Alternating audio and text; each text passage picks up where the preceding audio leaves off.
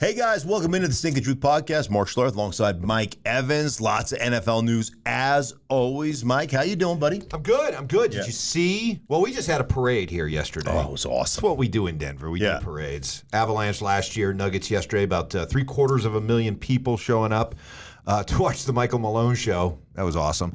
But while that was going on, the Chiefs had their own private ring ceremony where they got their Super Bowl rings.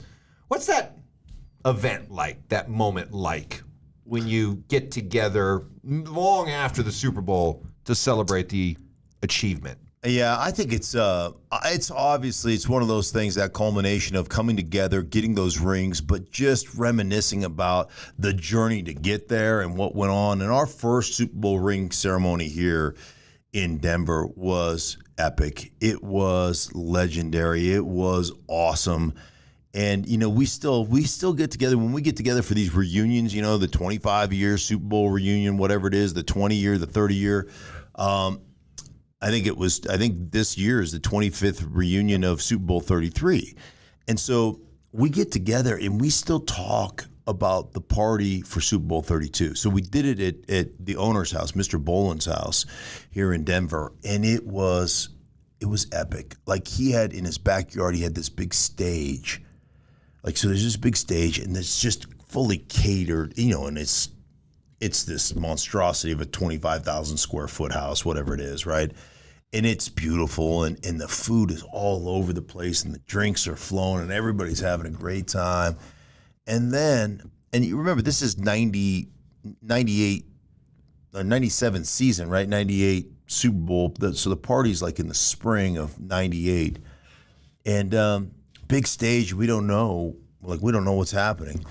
And then iconic 80s just group, Kool and the Gang, comes out. Celebration. Yeah. And I'm telling you what, they played we were on stage singing Celebration with Kool and the Gang. Like, we're the only people there. But it was awesome. And it was the guys in the band were great, and they hung out and they performed for probably, I don't know, an hour and a half, whatever it was. And then it was just an epic party. It was so much fun. And we still, like, when we get together, man, we still talk about it. I've heard you guys together bring that up. You guys have brought that up many, many times. And it seems like we're right now in an era where NFL teams, it's like they play, can you top this? Right. Not only with the Super Bowl ring ceremony, the celebration, but the size of the rings. So this latest ring, the Chiefs ring, includes 613 diamonds. Mm-hmm. Each ring. Yeah.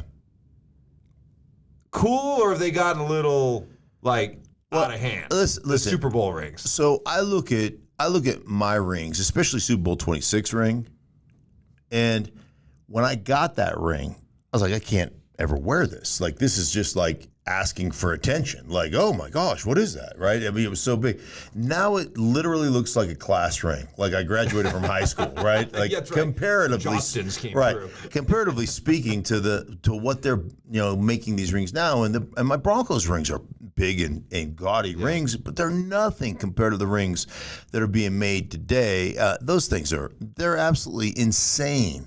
But pretty cool, and obviously it's great. But I tell you, you see them it looked like they were at some hotel ballroom or something of that nature, where they're giving them the rings and that ring ceremony is going on.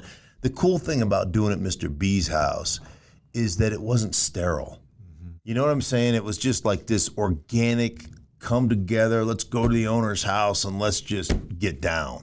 And it was just a really cool event. But as much as, I hate the Chiefs with the white hot intensity of 1,000 suns, it's cool that they got it. It's cool what they've done, what they've accomplished. They're a great football team, no question about it. So where would you put their chances of repeating? Oh, high. I mean, think about the AFC right now. And this is unbelievable. You look at the AFC, the number of quarterbacks in the AFC right now, and there are going to be a lot of quarterbacks that are going to get eliminated, a lot of teams that are going to be eliminated that have, a lot of teams that will get eliminated that have great quarterbacks. And so for the AFC, it really comes down to when you think about it, it really comes down to location. Like the one location you want to be in is the AFC South. Yep. So, I mean, you look at Jacksonville right now and the way they're currently constructed and the run they went on last year, I think it's pretty safe to say that Jacksonville probably finds themselves as the AFC South champions just based on who's going to compete with them in their own division. Houston's got a rookie quarterback, right? Indianapolis has a rookie quarterback. You've got Tennessee that has quarterback questions. Now, I mean, you could easily see them going, okay, in that division they're 5-1 at worst. So you're probably going to walk away with the division crown and at least one game at home in the playoffs. And then you look at the rest of them. I mean, you've got Buffalo in that division, the AFC East. You've got Josh Allen, who is, probably class quarterback-wise. Well, I shouldn't even say that because now you got Aaron Rodgers and you got Tua underneath that. And so you got 3 legit playoff contending QBs right there in that one division. You look at the AFC West. You got Russell Wilson, should have a bounce back year under Sean Payton. You've got Justin Herbert, who is a phenomenal young quarterback. And then you've got, the guy who everybody assumes is going to become the next GOAT in Patrick Mahomes, and he's certainly, arguably the best quarterback in this division. And then you look at the North. You got Joe Burrow, who's the best. You've got an MVP in Lamar. Now they're changing their offense. We'll see how that goes. You've got high hopes for Kenny Pickett, even with the small hands in Pittsburgh. Great coach. He's never been under 500. Mike Tomlin's never had a losing season. Right. So, I mean, it's so. Oh, and Deshaun Watson. I mean, come on. This guy was the next dude until all the massage issues happened. And still getting paid $230 million. Yeah. Still has the contract that nobody wants to go past. Right, and the Browns are, they've got a legit roster. So let's play a little game. I know you love to play games. Mm-hmm. Give me the teams in the AFC that you think are playoff locks. I'm not even talking about winning their division, finishing with the best record in the AFC. I'm just talking about a lock to make the playoffs. Who are they? Okay, lock to make the playoffs. Mm-hmm. 7 teams make them, right? AFC West, Kansas City. Okay. AFC North, Cincinnati. Okay. AFC East, Buffalo. Okay. AFC South, Jacksonville. I think those 4 teams are a lock. Okay.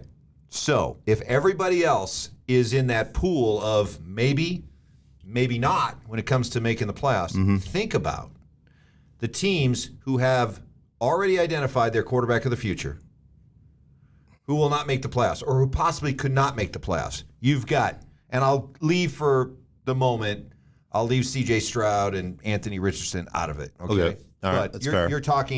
You're talking about these following quarterbacks whose teams could miss the playoffs. These quarterbacks could miss the playoffs. You've got Justin Herbert, Lamar Jackson, Tua Tagovailoa, Kenny Pickett, Aaron Rodgers, Deshaun Watson, Russell Wilson. Was that 7? You've got legit 7 big-time QBs fighting for the final 3 playoff spots. If your locks are correct. If my locks are correct. Yes. Wow.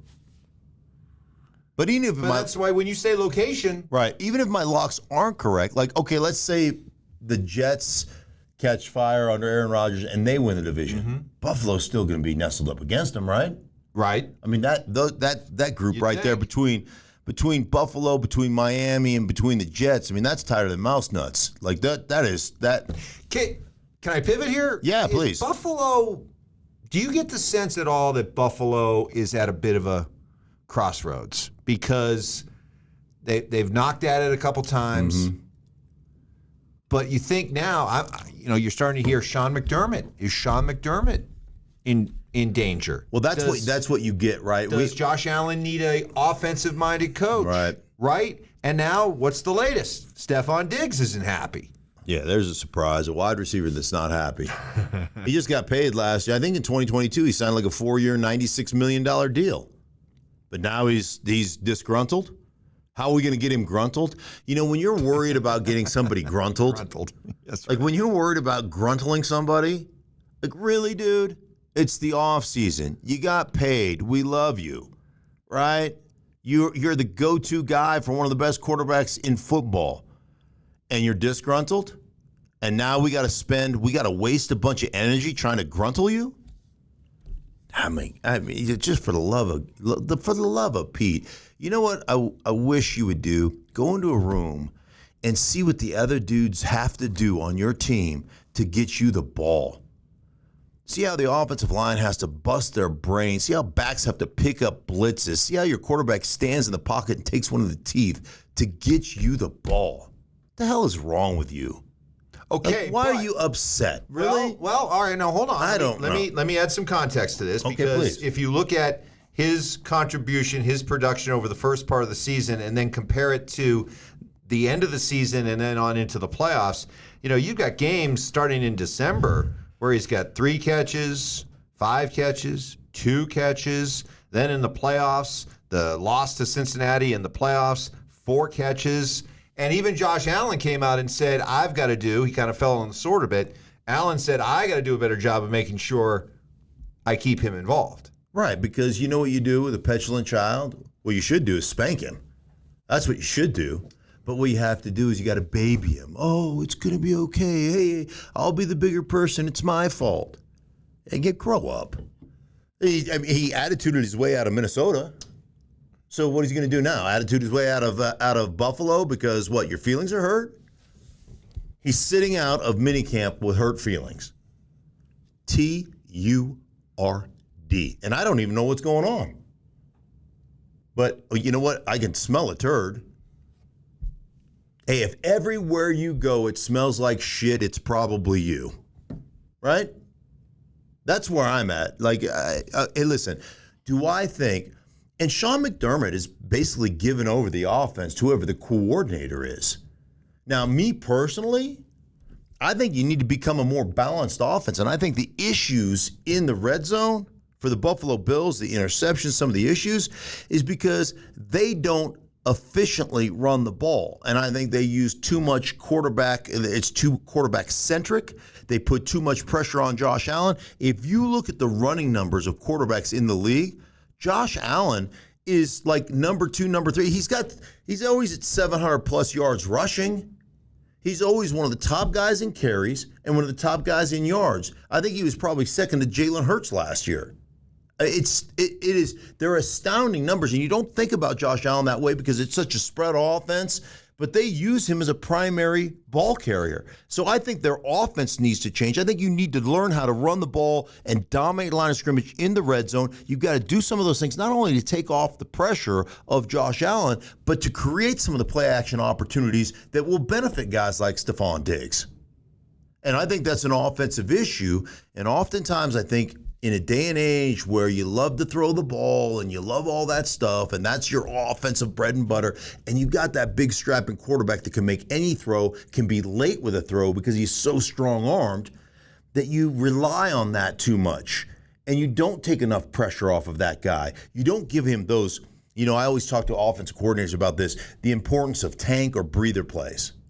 So let me define that really quick for you. A tank play is just a call it and run it play. And some people call them breather plays.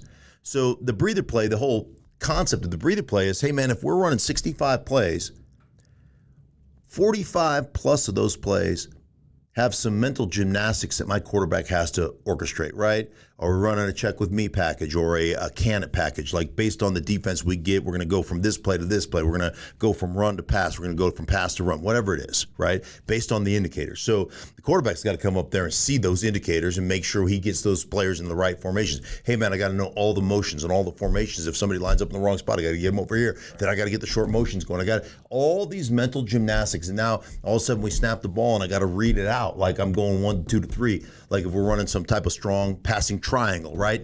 And hey, man, I'm reading the flat defender. If the flat defender keeps wide and gets leverage, man, I'm throwing it inside. If he stays back and tries to take away the hook curl, I'm taking it to the flat. And there's all these things you got to think about while you're dropping back and you're orchestrating everything. Every now and again, I just want to give him a play where you go, hey, hand it off. Don't think about a damn thing, right? And to do that, you've got to be able to run the ball, and you've got to be able to be strong at the point of attack, especially in the red zone. And so you want to take that pressure off your quarterback 20 times a game. Just give him a breather. Just let him hand the ball off and not think about anything. Well, the burden that Josh Allen carries for that team, it's astounding, because not only all those things that you talked about playing quarterback, but his role as a runner. Check this out. You would think as Josh Allen's career progresses that he'd run less, right? Yeah. No, it's going up. In fact, the last 2 years, he's been up around 122, and then last year, 124 carries. Right. Much higher than even his first 3 years in the league when you thought. Of him as a runner. Right. Yeah. He's running more. In fact, to your point about needing more balance, Devin Singletary ran the ball 177 times. Josh Allen ran 124. Yeah. Singletary was your leading rusher with 819 yards. Allen was second at 762. You can't have that. Not only can you not have that because of the balance part you're talking about, that's just not a long-term recipe for the idea of having Josh Allen as your quarterback for 15, 17 years. Right. And I'll go back back in my memory.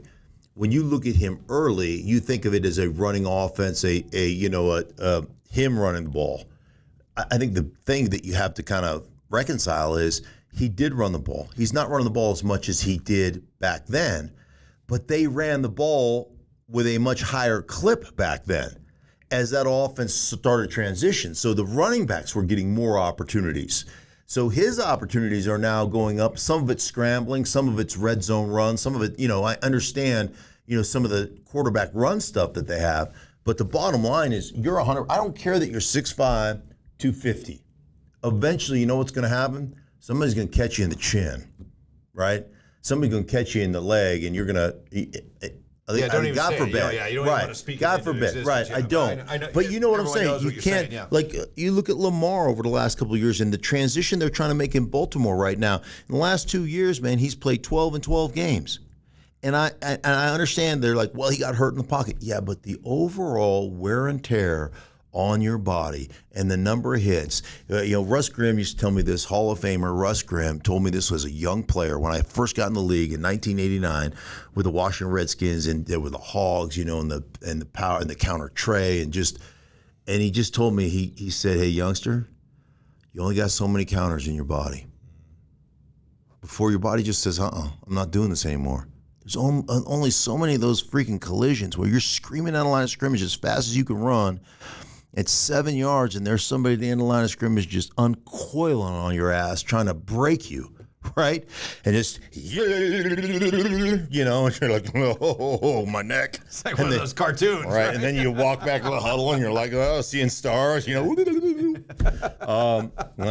that's real shit right there, right? Yeah. And your body can only handle so many of those before things start to break. And you can only take so many hits as a quarterback, whether you're running it, whether you're in the pocket, whatever the case may be. But, it's tough, though, because as a play caller, as a coach, you're just like, man, what a weapon. Oh, yeah. What a weapon. And then you also, and by the way, this is not, I'm not questioning Josh Allen's competitiveness. The guy just flat out loves to compete. Dude, yeah. And you don't necessarily want to reel that competitiveness back in, but you really kind of have to, right? You got to protect the guy from himself. Here's what I get from every coordinator that has a running quarterback, whether it was Greg Roman with Lamar Jackson, whether it's Brian Dable in New York with Daniel Jones, whether it was Getsy in Chicago with Fields. They all say, well, when you ask them about it, they're all very, it's funny because they're all the same, and they're all very, I don't know what you want to call it, like tamping down, like nothing to see here, there may be smoke, but there's no fire going on here. We've put out the coals. They're all like this. Well, when you get out there and there's space, the quarterback can really see, and he can step out of it. He really takes less hits John Harbaugh told me this too. You take less hits running the ball than you do in the pocket. And those guys take bigger hits. Yeah, that's true. It's actually true. If you look at it, it's probably true until it's not, right? The other thing you get when you carry the ball, and I carried the ball once. Ever tell you about the time I carried the ball? No. Oh, story time with Stink, everybody. This is always fun. Gather around. Yes. So I'm a rookie. I'm a rookie in Washington. Bill Kinney, backup quarterback. I'm sorry. I think I've already told you that, but I'm sorry, just in case you're watching. So we're playing the Minnesota Vikings in Minnesota, and I played center. Now I played guard. I played center and guard in college, but I had played guard the whole time throughout my first year in the league, my first mini camp or my first training camp. So, or excuse me, not guard. I played center the whole time in training camp. I had taken 0 reps at guard. I was the backup center to Jeff Bostic. And so I take nothing but snaps, but I had played guard in college. So we're in the midst of a preseason game, and it's like fourth quarter, and I've repped guard 0 times.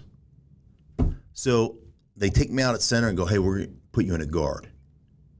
And I'm like, okay, right? So I trot out the next offensive series, right? I'm playing guard. And I don't know who it was, pass rush, maybe Al Noga. But so set up for a pass, we're going to drop back at some 5-step drop or whatever. Dude beat me like I was standing still. Like I didn't even touch him. Like, No.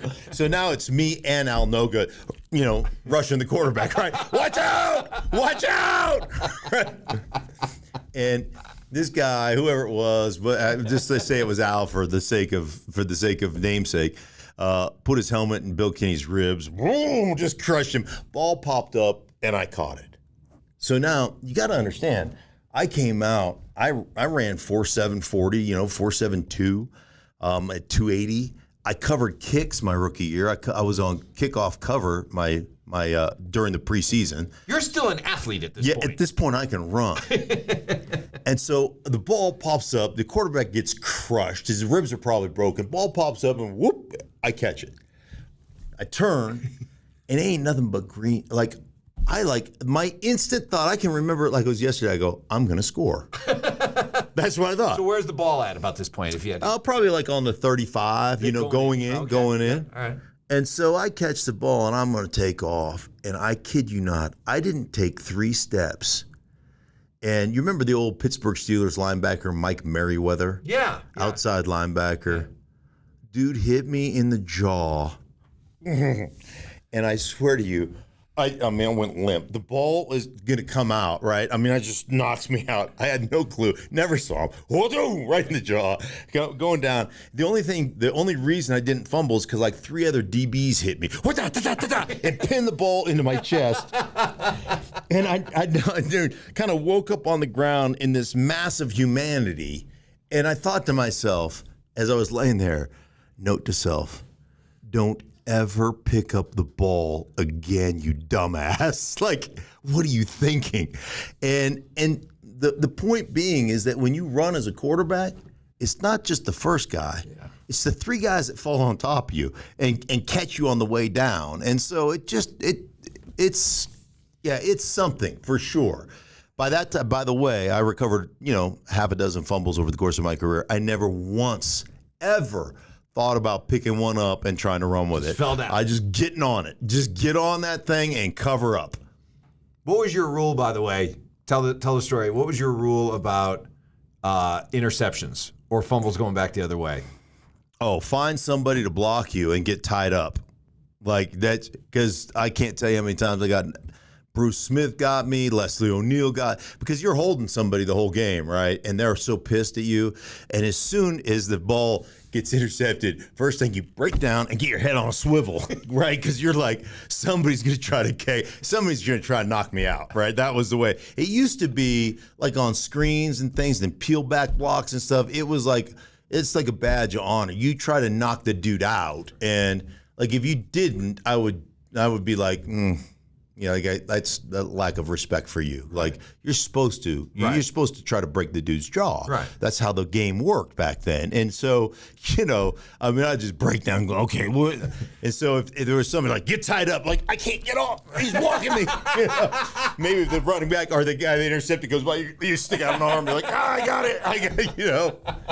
But you go dropping down there like, oh, yeah. Like, Did you always make it a point to just be in the film just long enough? Well, if the guy's going the opposite way and you're chasing him, I'm not going to catch him. Like if I always said this about just that in general.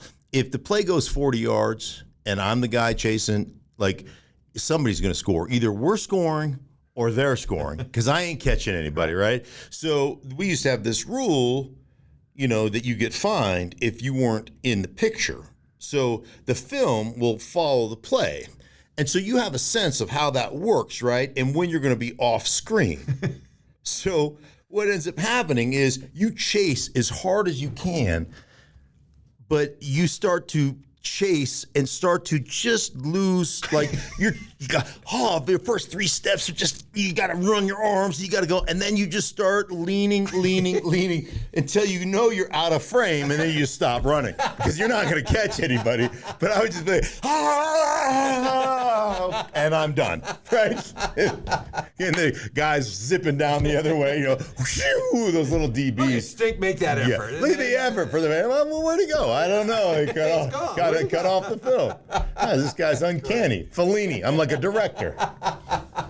Anyhow. On that note. All right. We'll end it there. We'll exit the frame now. Yeah, we're exiting stage left. Hey, for everybody involved in the Stinkin Truth podcast, we truly appreciate you guys. For Mike, I am Mark. Please download it, like it, share it, do it, whatever it is you do with it. But we appreciate you guys listening on a week-to-week basis. Thank you so much. We'll talk to you again next week.